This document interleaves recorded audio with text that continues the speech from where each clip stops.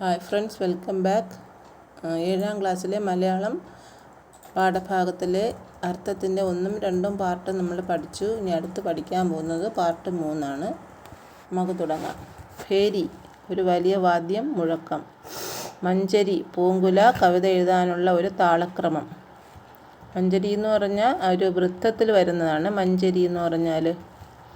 അടുത്ത് മഞ്ജുളം, മനോഹരം. മഞ്ജുളം, മനോഹരം. മണ്ണരട്, മണ്ണിൻ്റെ അടുക്ക്. മണ്ണടര്, മണ്ണിൻ്റെ അടുക്ക്. മതി, മതി എന്ന് പറഞ്ഞാൽ ബുദ്ധിയുണ്ട്, ചന്ദ്രനുണ്ട്, തൃപ്തിയാവുക. നമ്മൾ മതിയായി എന്ന് പറയത്തില്ലേ, അതുപോലെ മതി എന്ന് പറഞ്ഞാൽ ബുദ്ധിയുണ്ട്, ചന്ദ്രനുണ്ട്, തൃപ്തിയാകുക എന്നുണ്ട്. മധ്യാഹ്നം, മധ്യാഹ്നം എന്ന് പറഞ്ഞാൽ ഉച്ചനേരം. മനോജ്ഞം, മനോഹരം. അപ്പോൾ മഞ്ജുളം മനോഹരമാണ്, മനോജ്ഞവും മനോഹരമാണ്. മന്ത്രണം, ചെറിയ ശബ്ദം, രഹസ്യം പറച്ചിൽ. രഹസ്യമായി പറയുന്നതിനെയാണ് മന്ത്രണം. മന്ത്രിക്കുക എന്ന് പറയും. മന്ത്രിക്കുക എന്ന് പറഞ്ഞാൽ എന്താണ്? രഹസ്യമായിട്ട് പറയുക, ചെറുതായിട്ട് പറയുക, ശബ്ദം കുറച്ച് പറയുക. മന്ത്രസ്ഥായി, പതിഞ്ഞ സ്വരത്തിലുള്ള. മഹേന്ദ്രജാലം, മായാജാലം, മായാവിദ്യ. മാദകം, മതിപ്പിക്കുന്നത്, ലഹരി പകരുന്നത്. മാധവകാലം, ഇടവമാസം അല്ലെങ്കിൽ പൂന്തേനുള്ള കാലം. അപ്പോൾ 2 അർത്ഥമുണ്ട്. മാധവകാലത്തിന് ഇടവമാസം എന്നുമുണ്ട്, പൂന്തേനുള്ള കാലം എന്നുമുണ്ട്. മാനവർ, മനുഷ്യർ. മാമലകളെന്ന് പറഞ്ഞാൽ വലിയ മലകൾ. മിഥ്യ, മിഥ്യ എന്ന് പറഞ്ഞാൽ ഇല്ലാത്തത്. മുകിൽ, മേഘം, നീരദം. മുകിൽ, മേഘം, നീരദം. മുഗ്ധൻ, മുഗ്ധൻ എന്ന് പറഞ്ഞാൽ മുഴുകിയവൻ, ലയിച്ചവൻ. എന്തിലെങ്കിലും മുഗ്ധനായിരിക്കുക എന്ന് പറഞ്ഞാൽ അതിൽ ലയിച്ചിരിക്കുക എന്നതാണ്. മുണ്ടകൻ, ഒരുതരം നെല്ല്, കന്നിമാസത്തിൽ വിതയ്ക്കുന്ന നിലം. അപ്പം മുണ്ടകൻ എന്ന് പറഞ്ഞാൽ ഒരു നെല്ലിൻ്റെ ഇനമാണ്.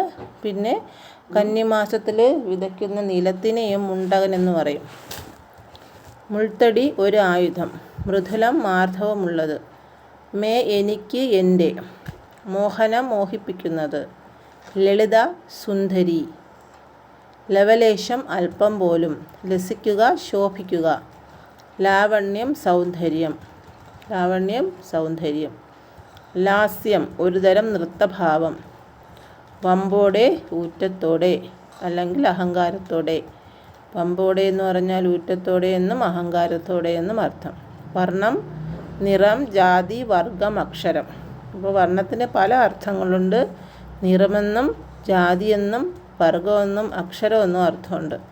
വല്ലഭം, സാമർഥ്യം, ശക്തി, ബോധം.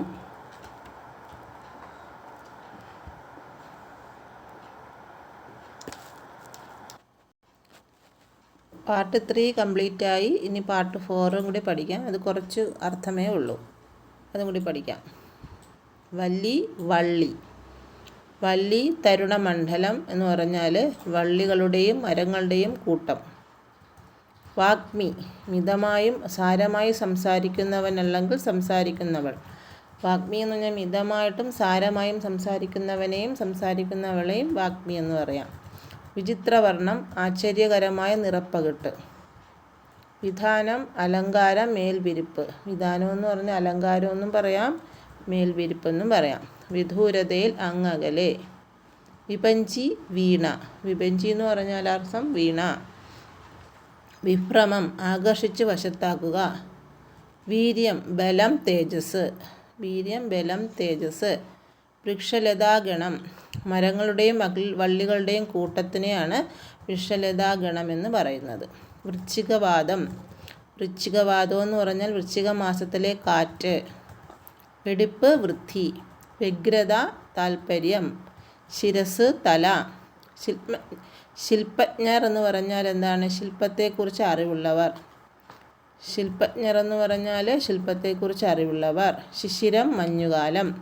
ശുഷ്കം, ഉണങ്ങിയത്. ശുഷ്കം, ഉണങ്ങിയത്.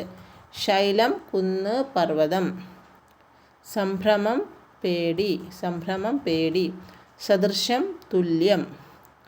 സുരസുഷമ, ദേവസൗന്ദര്യം. സുരസുഷമ എന്ന് പറഞ്ഞാൽ ദേവസൗന്ദര്യം. സുരൻ എന്ന് പറഞ്ഞാൽ ദേവനെന്നാണ്, അതുകൊണ്ടാണ് സുരസുഷമ എന്ന് പറഞ്ഞാൽ ദേവസൗന്ദര്യം എന്ന് പറയുന്നത്.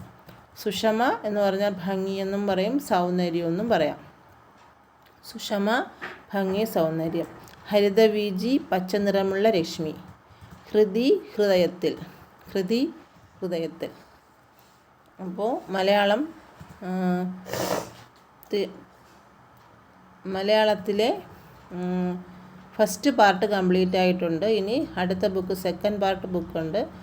അതിൻ്റെത് അടുത്ത വീഡിയോയിൽ ഇടാം. Thank you.